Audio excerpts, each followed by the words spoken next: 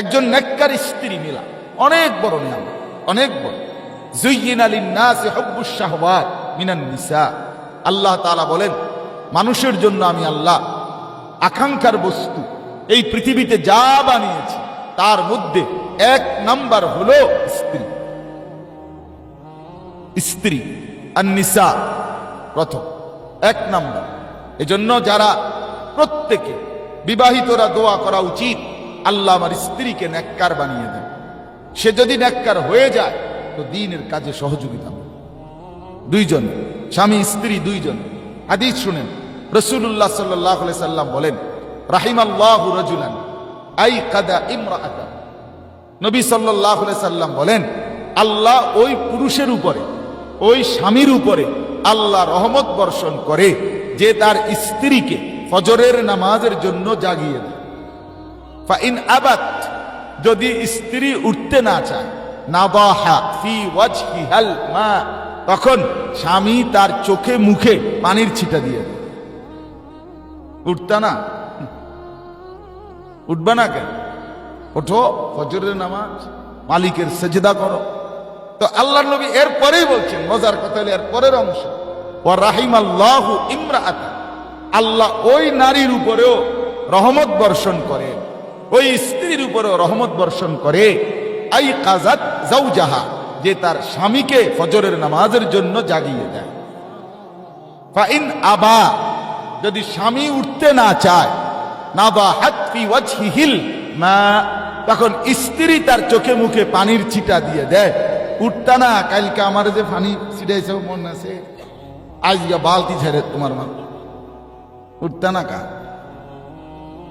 বোঝেন নাই কথা? মানে মহব্বতের সাথে এটা বুঝায় করলো যে উঠতা না কা, কালকে আমার পানি দিছ না, আজকে আমিও দিব তোমার। তো উঠতে হবে নামাজের জন্য। এই যে আন্তরিকতা দ্বীনের কাছে, স্বামী স্ত্রীকে জাগায় দিল, স্ত্রী স্বামীকে জাগিয়ে দিল। আল্লাহ নবী সাল্লাল্লাহু আলাইহি সাল্লাম বলেন, এমন পুরুষ নারী উভয়ের উপরে আল্লাহ তাআলা রহমত বর্ষণ।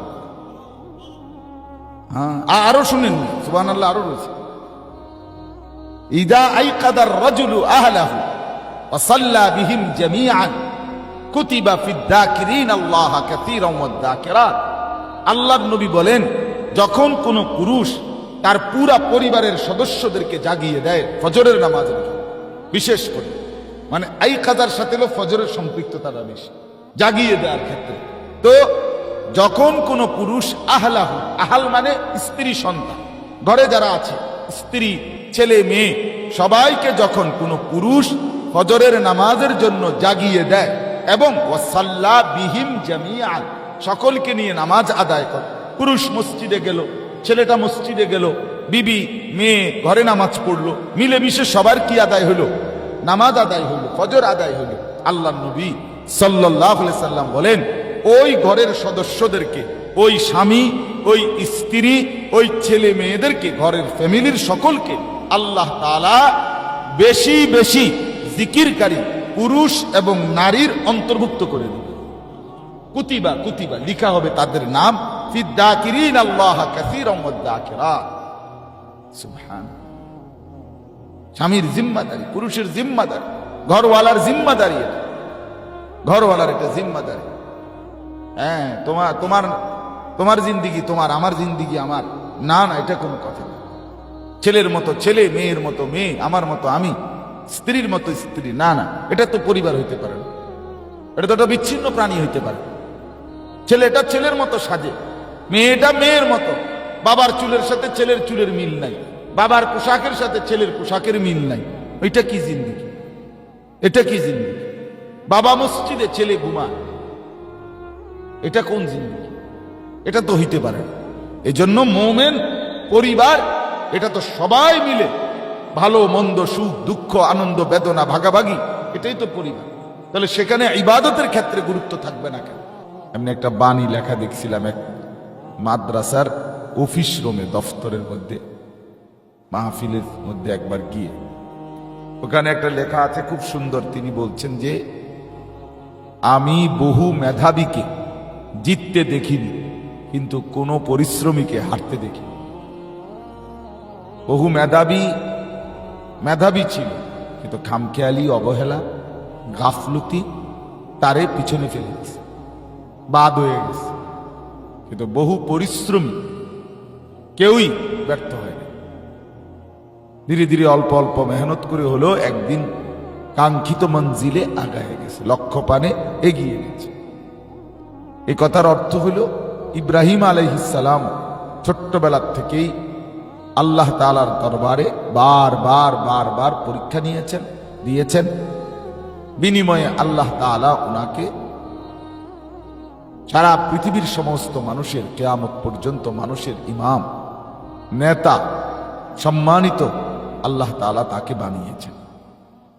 এই ছাড়াও কোরআনুল কারীমের মধ্যে অনেক মর্যাদা, বৈশিষ্ট্য ইব্রাহিম আলাইহিস সালামের আছে। আল্লাহ তাআলা সরাসরি ইব্রাহিম আলাইহিস সালামকে বলছে, ইন্না ইব্রাহিমা কানা কানিতান, ইব্রাহিম আমার অনুগত, একেবারেই অনুগত। এই জন্য ইব্রাহিম আলাইহিস সালামের অনেক মর্যাদা, অনেক বৈশিষ্ট্য, অনেক সম্মান, অনেক ইজ্জত। এখন আমি যেই প্রসঙ্গে আয়াতটা পড়েছি সূরা ইব্রাহিমের, সেটা হলো ইব্রাহিম আলাইহিস সালামের এই পরীক্ষারই একটা অংশ। ইব্রাহিম আলাইহিস সালাম যে পরীক্ষাগুলো দিয়েছিলেন, এই পরীক্ষার মধ্যে অন্যতম একটি পরীক্ষা, এবং এই পরীক্ষায় তিনি কিভাবে উত্তীর্ণ হলেন, তিনি কি করলেন, এইটাই এই আয়াত। আমি যে আয়াতটা সূরা ইব্রাহিমের 37 নম্বর আয়াত। ইব্রাহিম আলাইহিস সালাম তাফসীরের মধ্যে আছে, হযরত আব্দুল্লাহ ইবনে আব্বাস রাদিয়াল্লাহু তাআলা আনহুমা তিনি বর্ণনা করেছেন, ইব্রাহিম আলাইহিস সালাম 70টার চাইতেও বেশি আল্লাহ তাআলা তার পরীক্ষা নিয়েছেন। কোন বর্ণনায় আছে 30টা পরীক্ষা আল্লাহ তাআলা তার নিয়েছেন। তাহলে প্রতিটা পরীক্ষায় তিনি উত্তীর্ণ হয়েছেন। তন্মধ্যে ইব্রাহিম আলাইহিস সালামের ছেলে 80 বছর বা 84 বছর পরে, বৃদ্ধ বয়সে, বহু কান্নাকাটির পরে আল্লাহ তাআলা ইব্রাহিম আলাইহিস সালামকে প্রথম একজন সন্তান দান করেছিলেন। এই প্রথম ছেলের নাম, সন্তানের নাম ইসমাঈল। এরপরে অবশ্য আল্লাহ তাআলা তাকে আরো একজন সন্তান দিয়েছেন, হযরতে ইসহাক। কিন্তু প্রথম দীর্ঘদিন 80 বছরের ঊর্ধ্বে পৌঁছে গেছেন, বৃদ্ধ হয়ে গেছেন, দুর্বল হয়ে গেছেন, কিন্তু আল্লাহ তাআলার কাছে দোয়া, কান্নাকাটি, চাওয়া বন্ধ রাখেন নাই, বারবার বলতে থাকছেন। মুমিন হতাশ হয় না, মুমিন নিজের যোগ্যতার দিকে তাকায় না। এটা গুরুত্বপূর্ণ বিষয়। এখানেও তিনি এটা দেখাইছেন যে না, আমার শরীরের বল নাই, আমি আর কি পারব, না পারলে, আল্লাহ না দিলে, বল থাকলে হইতো না, বল দিয়ে কিনবেন, বলের আর আল্লাহর ফায়সালা হলো কি মেন। আল্লাহ তাআলা কুরআনুল কারীমের মধ্যে বলছেন, ইয়াহাবু মান ইয়াশাউ ইনাসান ওয়া ইয়াহাবু মান ইয়াশাউ যুকুর। আল্লাহ যাকে চান তাকে কন্যা সন্তান দান করে, আল্লাহই যাকে চান তাকে ছেলে দান করে। তাহলে যাকে আল্লাহ চায় শুধু মেয়ে দেন, যাকে আল্লাহ চান শুধু ছেলে দেন। আও ইউযাওয়িজুহুম যুকরানা ওয়া ইনাতা, আবার যাকে চান আল্লাহ তাআলা ছেলে মেয়ে উভয়টাই দেন। ওয়ায়াজআলু মান ইয়াশাউ আকীমা, আবার যাকে চান কিছুই দেন। আকীম মানে বন্ধা, আল্লাহ তাআলা বন্ধা বানিয়ে রাখেন, মানে দেন না। তাহলে চারটাই আল্লাহর ইচ্ছা। মান ইয়াশা, যাকে তিনি চান মেয়ে দেন, ছেলে দেন, ছেলে মেয়ে দুইটাই দেন, ছেলে মেয়ে। তাইলে আল্লাহ তাআলা কাছে ইব্রাহিম আলাইহিস সালাম নিজের শারীরিক যোগ্যতা এবং নিজের বয়স ইত্যাদির দিকে তাকান নাই। উনি বলতেই থাকছেন আল্লাহর কাছে, বয়স হয়ে গেছে 80 বছর, এখন আর দোয়া করে লাভ কি, না, এটা কোনো কথা। বয়স হয়ে গেছে 85 বছর, এখন আর চেয়ে লাভ কি, না, আল্লাহর কাছে বলতে থাক। আমার যা প্রয়োজন, আমার যা দরকার, অবিরত আল্লাহর কাছে বলতে থাকে। হাদিসের মধ্যে আছে, রাসূলুল্লাহ সাল্লাল্লাহু আলাইহি ওয়াসাল্লাম ইরশাদ করেছেন, ইউস্তাজাবু লি আহাদিকুম মা লাম ইউআজ্জিল, তোমাদের প্রত্যেকের দোয়া কবুল হয় যদি তোমরা তাড়াহুড়ো না করো। এখন সাহাবায়ে কেরাম জিজ্ঞেস করলেন, ওয়ামাল ইস্তিজাল, তাড়াহুড়া বলতে কি? মানে কতদিন বলার পর ছেড়ে দিলে তাড়াহুড়া? মনে করেন 50 বার বললাম আল্লাহর কাছে, দিল না, এখন আমি বাদ দিলাম। তো এখন যদি আমার বলে আপনি তাড়াহুড়া করছেন, তো তাহলে আপনি বলে দেন আমি কয়বার বলতাম। যদি কেউ প্রশ্ন করে যে আল্লাহর কাছে, তাইলে আমি কয়বার? 500 বার বলতাম, তো ঠিক আছে 500 বারই বলি। 5000 বার বলতাম, তো 5000 বারই বলি। এখন সংখ্যা কত? তাই কতবার বললে হবে? তাড়াহুড়া করে নাই, এটা কেমনে বুঝবেন? সাহাবীরা জিজ্ঞেস করছি, ইয়া রাসূলুল্লাহ সাল্লাল্লাহু আলাইহি ওয়াসাল্লাম, তাড়াহুড়া বলতে কি?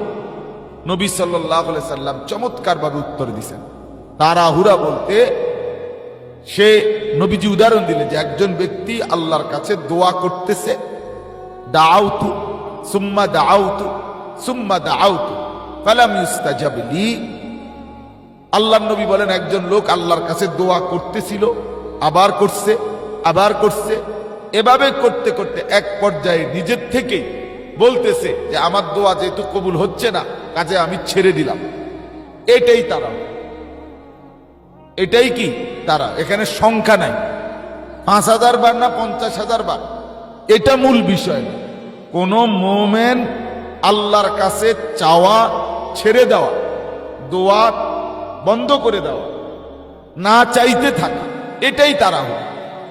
এবার এটা 70 বছর হোক, আপনি বলতে থাকেন, কারণ আল্লাহ ছাড়া আমাদের জন্য আর কে আছে?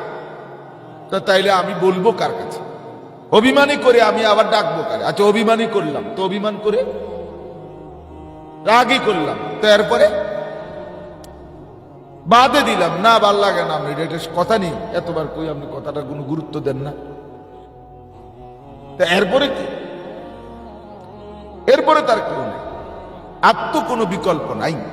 তু গনি হে और हम है बेनवा, कौन पहुंचेगा हमें तेरे सवा। হাকিমুল উম্মত মুজাদ্দিদুল, একটু জায়গা, হাকিমুল উম্মত মুজাদ্দিদুল মিল্লাত হযরত মাওলানা শাহ আশরাফ আলী থানভী রাহমাতুল্লাহি আলাইহির বিখ্যাত মুনাজাত, এটা মুনাজাতের অংশ। তো এইটা মধ্যে তিনি বলছেন, আল্লাহকে বলছেন, তু গনি হে और हम है बेनवा, আল্লাহ আপনি হচ্ছেন গনি, অমুখাপেক্ষী, আর আমরা হইলাম প্রচন্ড ভাবে আপনার মুখাপেক্ষী। কোন পৌঁছেগা হামে তেরে সওয়া, মাওলা আপনাকে বাদ দিয়া আমগো খবর নেয় কে? কে আমগো জিজ্ঞাসা করে? আপনি ছাড়া আছেটাই কে? আর তো কেউ নেই। তার মানে আপনি দিলেও আপনাকেই ডাকতে হবে, না দিলেও আপনাকে ডাকতে। 70 বছর আমার চাওয়া পূর্ণ হলেও আল্লাহ, আমার চাওয়া পূর্ণ না হলেও আল্লাহ। অতএব আল্লাহকে বাদ দিয়ে অন্যত্র যাওয়ার মুমিনের জন্য সুযোগ নাই। এটা গুরুত্বপূর্ণ। মা বোনদের কাছেও আপনার এটা অনুরোধ, দোয়ার ক্ষেত্রে হতাশ না হওয়া, আল্লাহর কাছে চাওয়ার ক্ষেত্রে ছেড়ে না দেওয়া, নিরাশ না। কইছি, বহুত কইছি, খোদারে খোদায় আমার কথা শুনে না, হ্যাঁ আমার উপরে খোদা দিত না, এটা বুঝালাইছি, বুঝালাইছি, ওই তো না আমার, এইভাবে একরকম নিজে নিজেই ফায়সালা করে নেয়, নিজের দুর্বলতা, নিজের অক্ষমতাটাকে আল্লাহর উপরে চাপাই দিছে। আমনে না কাহিনী হয়ে গেল বলতে বলতে। আল্লাহকে বলছিনি আমি তোমাকে দেব না, ফাওয়াল্লাহি লা ইয়ামাল্লাল্লাহু হাত্তা তামাল্লু। হাদিসে আছে, বুখারীর রিওয়ায়াত, আল্লাহর নবী সাল্লাল্লাহু আলাইহি ওয়াসাল্লাম বলেন, আল্লাহর কসম, তোমরা চাইতে চাইতে ক্লান্ত হবে, কিন্তু আল্লাহ দিতে দিতে মোটেই ক্লান্ত হবে না। নবীজি সাল্লাল্লাহু আলাইহি সাল্লাম বলছেন, লা তাজিজু ফিদ দুআ। মাশাআল্লাহ। আর আপনারা চাপ দিয়ে বলেন তাহলে তো হয়। আল্লাহর নবী সাল্লাল্লাহু আলাইহি ওয়াসাল্লাম বলেন, তোমরা দোয়ার মধ্যে অক্ষম হইও না, মানে দোয়া করতে করতে হাল ছেড়ো না। ফাইন্নাহু লান ইয়াহলিকা মা'আদ দুআই আহাদুন। নবী বলেন, কেননা নিশ্চয়ই দোয়া করে কেউ কোনোদিন ধ্বংস হয় না।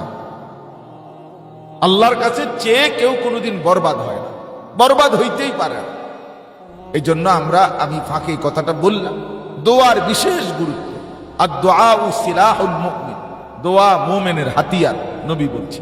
ওয়া ইমাদুদ্দিন, দোয়া দ্বীনের খুঁটি। ওয়া নূরুস সামাওয়াতি ওয়াল আরদ, আসমান এবং জমিনের আলো, নূর দোয়া। এজন্য মুমিন দোয়া ছাড়তে পারে না। মুমিন হাত ফেলে দিবে না, হাত নামাবে না, বলতেই থাকবে, বলতেই থাকবে আল্লাহর কাছে, বলতেই থাকবে। হযরত ইব্রাহিম আলাইহিস সালামের অগণিত দোয়া এই কোরআনের মধ্যে আছে, দোয়া আছে। বারবার তিনি আল্লাহ তাআলার কাছে দোয়া করেছেন। রাসূলুল্লাহ সাল্লাল্লাহু আলাইহি ওয়াসাল্লাম আম্মা জান আয়েশা রাদিয়াল্লাহু তাআলা আনহা ইরশাদ করেছেন, রাত্রিবেলা তাহাজ্জুদ নামাজে নবীজি দাঁড়াইছেন, আমি চোখ মেলে দেখছি নবী দাঁড়াইছেন। হযরত আয়েশা বলেন, আমি মনে মনে ভাবলাম দেখি নবীজি কতক্ষণ দাঁড়ায়, তাহাজ্জুদ পড়ে, একটু দেখবো আজকে। হযরত আয়েশা রাদিয়াল্লাহু তাআলা আনহা বলেন, এক দাঁড়ানোতে আমি দেখছি বেলালের ফজরের আজান দেওয়ার সময়ের কাছাকাছি পর্যন্ত এক দাঁড়ানোই ছিলেন, না রুকু দিছেন না সেজদা দিছেন, বরং এক দাঁড়ানোতেই অজরে কাঁদছেন আর উম্মতের জন্য শুধুই দোয়া করতে থাকছেন। এভাবে বলছে সারা রাত, সারা রাত, সারা রাত। পাকিস্তানের আওলাদে রসুল এক সময় বাংলাদেশে আসতেন এক মহান আলেম দ্বীন, আওলাদে রসুল সৈয়দ আব্দুল মজিদ নদীম সাহেব রহমতুল্লাহ আলাইহ। আমাদের কুমিল্লায় অহরহ আসতেন। ছোটবেলায় আমরাও ওনার বয়ান শুনছি সরাসরি, আমার আব্বার সাথে বসে অনেক শুনছি। তো উনি বলতেন যে রাসূলুল্লাহ সাল্লাল্লাহু আলাইহি সাল্লাম যখন রাত্রিবেলা তাহাজ্জুদ নামাজের জন্য দাঁড়াইতেন, তখন রাতের অন্ধকার মাঝে মাঝে যেন মজা করে বলতো, মুহাম্মদ আজকের রাত আমি যাব না, দেখি তুমি কতক্ষণ দাঁড়াইতে পারো। তো তিনি মানে আবেগে বলতেন এটা। তো শেষ পর্যন্ত দেখা যেত রাত সত্যি সত্যি হার মানত, মুহাম্মদের কিয়াম দাঁড়ানো শেষ হতো। রাসূল হাঁটতেন না, রাত হেরে যেত। কারণ আসলে তো রাতের একটা বাধ্যবাধকতা আছে, সে তো একটা সময় সুবহে সাদিক হইতেই হবে, তাহলে রাত হেরে যেত। কিন্তু রাসূলুল্লাহ সাল্লাল্লাহু আলাইহি সাল্লাম হাঁটতেন না, তিনি দাঁড়িয়েই থাকতেন। এই জন্য আল্লাহর কাছে চাওয়ার ক্ষেত্রে গাফলতি না করে, মুমিনের সব আশা আকাঙ্ক্ষা আবেদন নিবেদন সব আল্লাহর কাছে, আল্লাহর কাছে বলা, এটা একটা বড় গুণ। আল্লাহর কাছেই বলতে থাকা, আল্লাহর কাছে।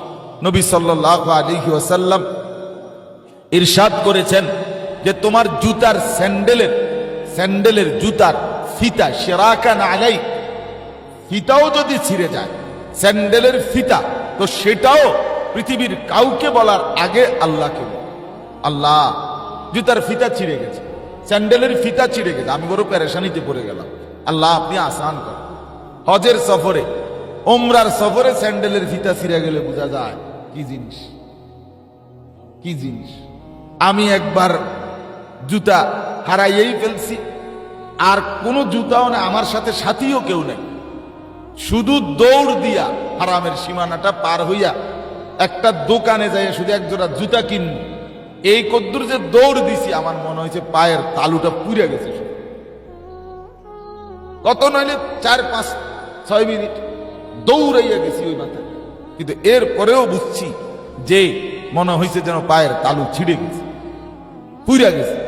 এই জন্য বললাম, আল্লাহ নবী সাল্লাল্লাহু আলাইহি সাল্লাম এটাই শিখাইছেন, উম্মত ছোট থেকে ছোট বিষয়ও আল্লাহর কাছে বলো, আল্লাহর কাছে বলো। আল্লাহ আমাদের সবাইকে আল্লাহর কাছেই বেশি বেশি চাওয়ার, দোয়া করার তৌফিক দান করেন।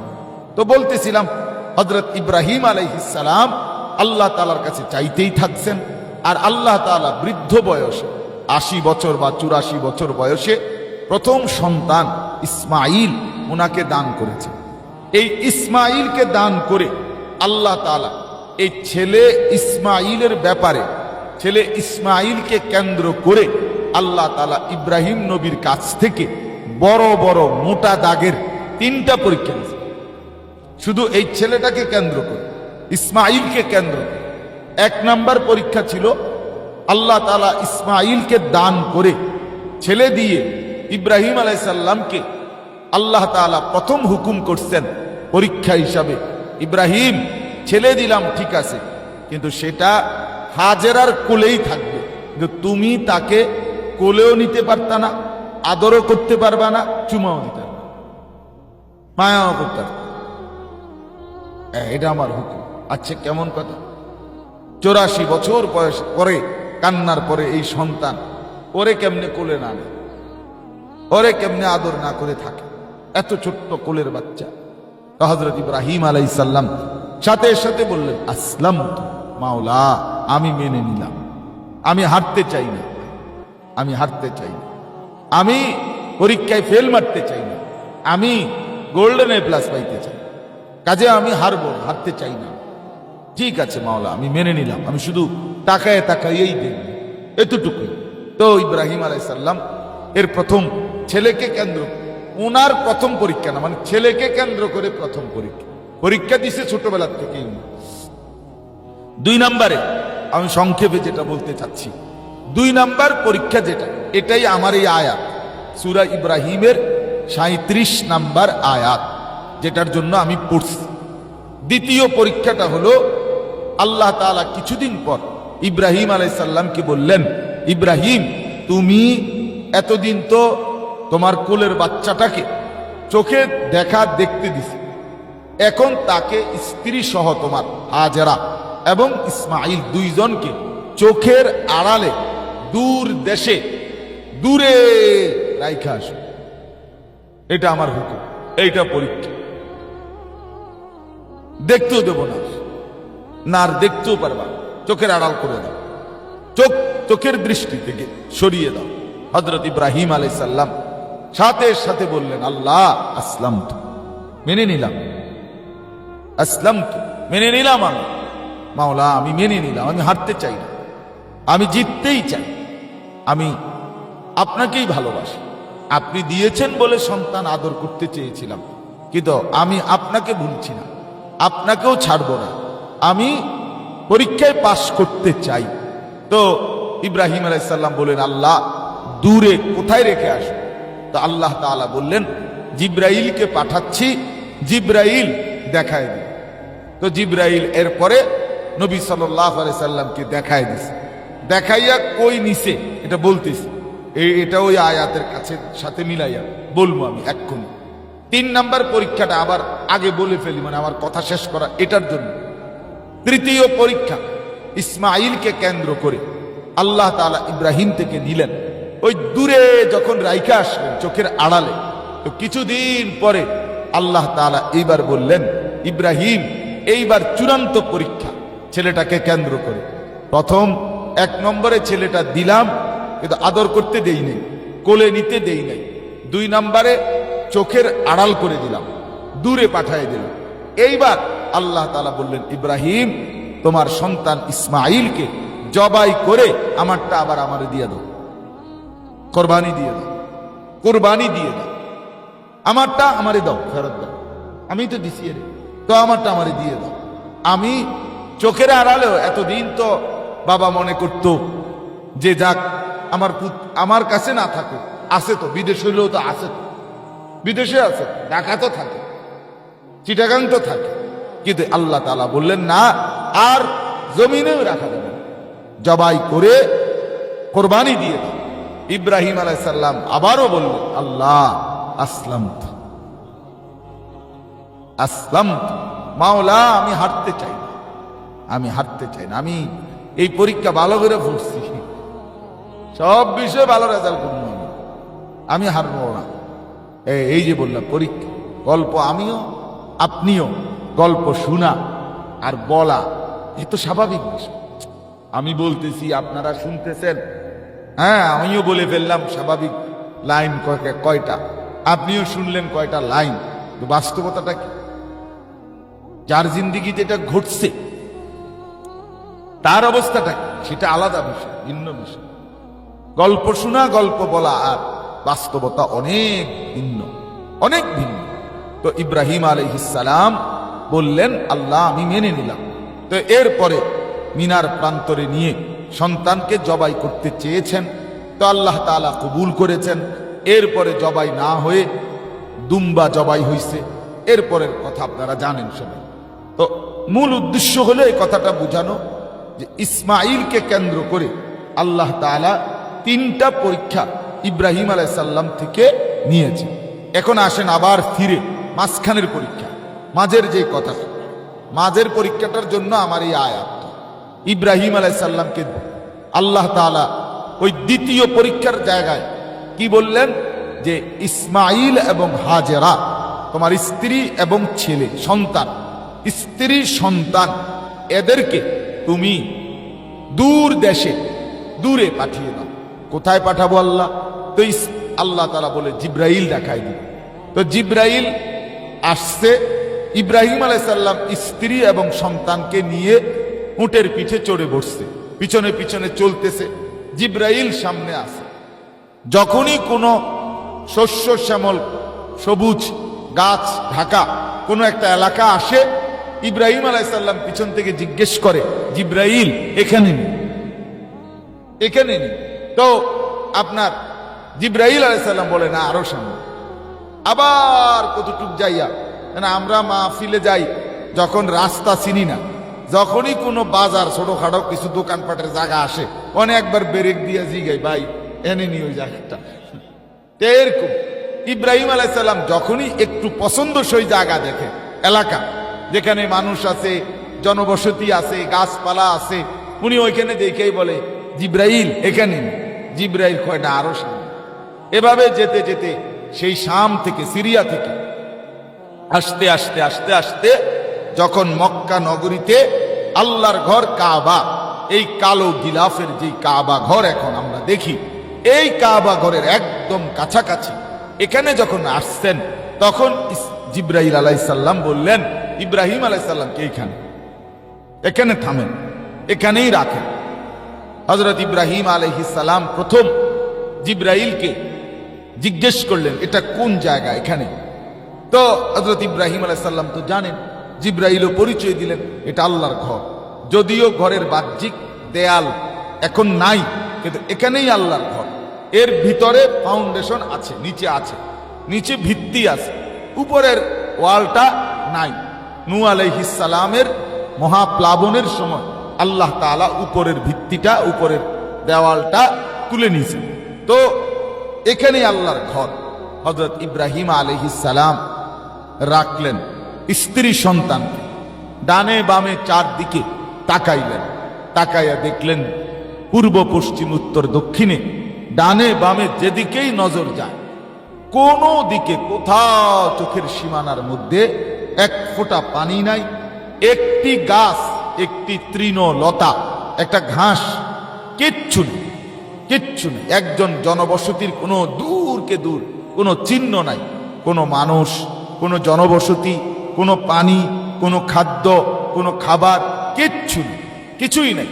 হযরত ইব্রাহিম আলাইহিস সালাম এরকম দুধু মরুভূমি, এই দুধু মরুভূমির মধ্যে এরকম নিঃস্ব অবস্থায় আল্লাহর হুকুম মেনে নিয়ে ইসমাইল এবং হাজেরাকে রাখলেন, রেখে রওনা দিলেন। রওনা দিতেই হযরত হাজেরা ইব্রাহিমের স্ত্রী, ইসমাইল আলাইহিস সালামের মা, তিনি বললেন স্বামীকে, স্বামী আপনি আমাকে এটা কোথায় রেখে যাচ্ছেন? হায়, আপনি আমাকে এক কিসের মধ্যে রেখে যাচ্ছেন? কিছুই নাই, কিচ্ছু নাই, কোনো মানুষ নাই। আজীব ব্যাপার, সাংঘাতিক ব্যাপার, ভাবলে তো অনেক সাংঘাতিক। এই মুহূর্তে একজন নারী একটা কোলের বাচ্চা নিয়ে, কোনো মানুষ নাই, কোনো পুরুষ নাই, কোনো আশ্রয় নাই, এই অবস্থায় কিভাবে রেখে যাচ্ছেন আপনি আমাকে? হযরত ইব্রাহিম আলাইহিস সালাম কিছুই বলে না, আবারও জিজ্ঞেস করছেন। উনি আস্তে আস্তে আগাইতেছেন, উনি পিছন পিছন আসতেছেন। তো যখন কিছুই বলে না, বারবার জিজ্ঞেস করার পরেও শেষ হযরতে হাজেরা বললেন, স্বামী ঠিক আছে, আপনি কিছু বলবেন না আমি বুঝছি, তো বাকি একটা কথা, শুধু শেষ একটা কথার উত্তর দিয়ে যান। সেটা হলো আপনি যে আমাকে এখানে রেখে যাচ্ছেন আমার কোলের বাচ্চাটা সহ এই অবস্থায়, তো এটা কি আপনার ইচ্ছায় নাকি আল্লাহর ইচ্ছায়? শুধু এই কথাটা। এই তখন ইব্রাহিম আলাইহিস সালাম একটা কথাই শুধু উচ্চারণ করছে, বিইذনিল্লাহ, কার আদেশে? আল্লাহর আদেশ, আল্লাহর ইচ্ছা। আল্লাহর ইচ্ছায় তোমাকে সন্তান